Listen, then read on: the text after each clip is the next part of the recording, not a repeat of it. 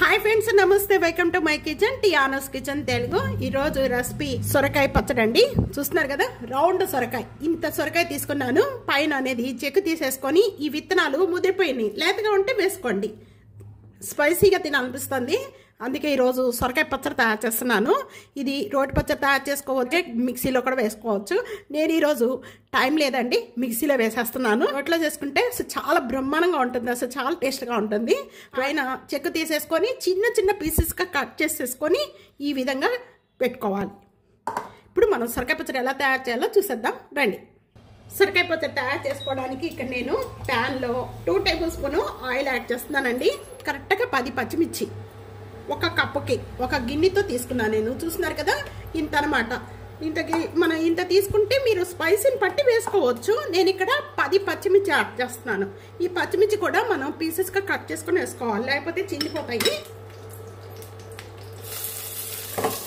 మూత పెట్టేద్దామండి మనం pieces cut చేసినా కూడా ఏమవుతాయి అంటే పైకి ఎగురుతూ ఉంటాయి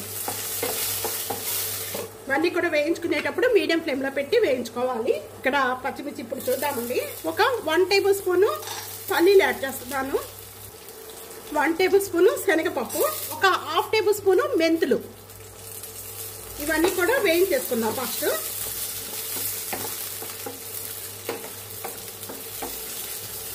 ఇక్కడ పచ్చిమిర్చి చూసారు కదా ఈ విధంగా వేగాలండి ఈ విధంగా వేగితే బాగుంటుంది ఇలా వేగిపోయిన వెంటనే కూడా దీంట్లో టమాటా యాడ్ చేసేస్తున్నాను టమాటా కొద్దిగా సాఫ్ట్ అయ్యేంత వరకు కూడా మగ్గించేసుకోవాలి మూత పెట్టేసుకుందాం ఇప్పుడు చూద్దామండి టమాటా ఈ విధంగా సాఫ్ట్గా అయిపోయిన వెంటనే కూడా ఇవన్నీ తీసేస్తున్నాను ఇవన్నీ తీసేసుకొని ముందుగా మనం ఇవన్నీ చల్లారిపోయిన తర్వాత మిక్సీ జార్లో వేసేసుకున్నాం ముందుగా ఇవన్నీ కూడా మిక్సీ జార్లో వేసుకొని మెత్తగా చేసుకోవాలండి ఇవన్నీ కూడా అందుకనే మనం సైడ్ పెట్టేద్దాం ఇప్పుడు మనం ఇదే ప్యాన్లో సొరకాయ ముక్కలు కూడా యాడ్ చేసేస్తున్నాను ఇంకా ఆయిల్ కానీ ఏం కూడా యాడ్ చేసుకునే అవసరం లేదండి అలాగే కొద్దిగా చింతపండు దీంతో పాటు కొద్దిగా కొత్తిమీర ఒక రెమ్మ కరివేపాకు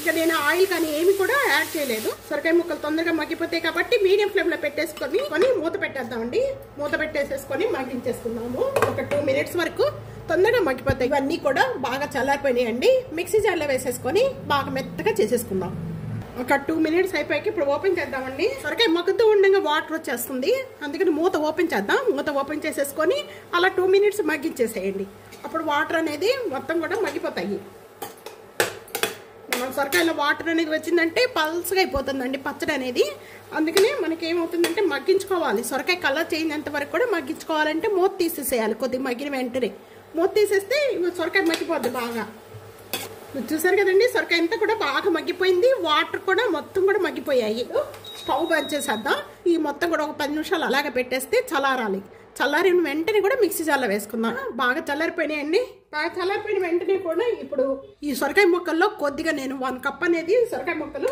సైడ్ తీస్తున్నానండి లాస్ట్ వరకు కూడా స్కిప్ చేయకుండా ఉన్నారంటే చాలా టేస్ట్గా ఉంటాయి సొరకాయ పచ్చడి ఎలా తయారు చేసుకోవాలో చూడొచ్చు కప్ అనేది ముక్కలు ఈ విధంగా సైడ్ పెట్టేస్తున్నాను ముందుగా ఇక్కడ మనం మిక్సీ జార్ తీసుకున్నా చూస్తున్నారు కదా ఈ పచ్చిమిర్చి ఇవన్నీ కూడా మనం ఈ విధంగా మెత్తగా చేసుకోవాలండి బాగా మెత్తగా చేసుకోవాలి పప్పులు అన్నీ కూడా మనం వేయించుకునేవి కూడా ఈ విధంగా మెత్తగా చేసుకోవాలి ఈ విధంగా చేసుకున్న దీంట్లో నేను కొద్దిగా సాల్ట్ యాడ్ చేస్తున్నాను టేస్ట్ సరిపడా సాల్ట్ సొరకాయ ముక్కలన్నీ కూడా చింతపండుతో సహా దీనిలో యాడ్ చేసేస్తున్నాను బాగా చల్లారిపోయిన తర్వాత యాడ్ చేసుకోవాలండి లేకపోతే వాటర్గా వచ్చేస్తాయి ఈ సొరకాయ ముక్కలన్నీ యాడ్ చేసిన వెంటనే కూడా ఒక గుప్పుడు ఉల్లిపాయ ముక్కలు అలాగే కొద్దిగా కొత్తిమీర ఒక 4 రెమ్మలు కరివేపాకు వెల్లుల్లిపాయ రెబ్బలు ఒక 3 మనం తాలింపులో కూడా వేసుకోవాలండి దీంట్లో కూడా కొద్దిగా వేసుకోండి అలాగే 1 టేబుల్ స్పూన్ జీరా ఇవన్నీ యాడ్ చేసుకున్న వెంటనే ఇవన్నీ కూడా బాగా మెత్తగా చేసుకోవాలి ఇవన్నీ రోట్లో కూడా రుబ్బుకోవచ్చు నేను టైం లేక ఈరోజు రోట్లో వేస్తలేదండి సొరకాయ పచ్చడి రెడీ అయిపోయిందండి మిక్సీ జార్లో వేసుకున్న పచ్చడి అంతా కూడా ఈ విధంగా మెత్తగా చేసుకోవాలి చూస్తున్నారు కదా ఈ విధంగా మెత్తగా చేసుకున్న ఈ చట్నీలో మనం ముందుగా తీసుకున్న సొరకాయ ముక్కలన్నీ కూడా దీంట్లో కలిపేస్తున్నాను మీకు ఇలా ఇష్టం ఉంటే కలుపుకోండి మధ్యలో కూడా మధ్యలో తగులుతూ చాలా బాగుంటాయి అన్నమాట ఇలా కలుపుకోవడం వల్ల మీకు అదే కనుక బాగా అంతా మెత్తగా కావాలి అనుకుంటే ఇంకా అవి ముక్కలు తీసుకొని అవసరం లేదు సైడ్ పెట్టుకొని అవసరం లేదు అలాగే కొద్దిగా దీంట్లో ఉల్లిపాయ ముక్కలు ఉంటుంది.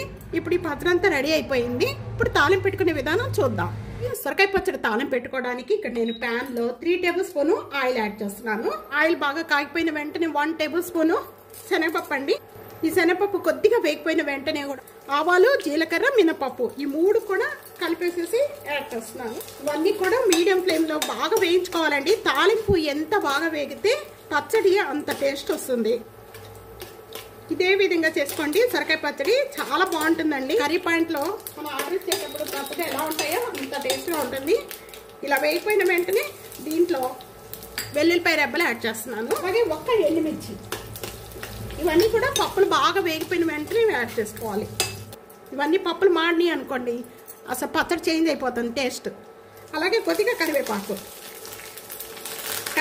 ఎక్కువ యాడ్ చేసుకోండి, చాలా బాగుంటుంది. అలాగే కొద్దిగా కొత్తిమీర యాడ్ చేసిన వెంటనే కొద్దిగా ఇంగువ వేసుకోండి, చాలా బాగుంటుంది పచ్చళ్ళు. బాగా వేగిపోయాయి, వెల్లుల్లిపాయ రెబ్బలు కూడా బాగా వేగిపోయాయండి. ఇక స్టవ్ బంద్ చేసేద్దాం.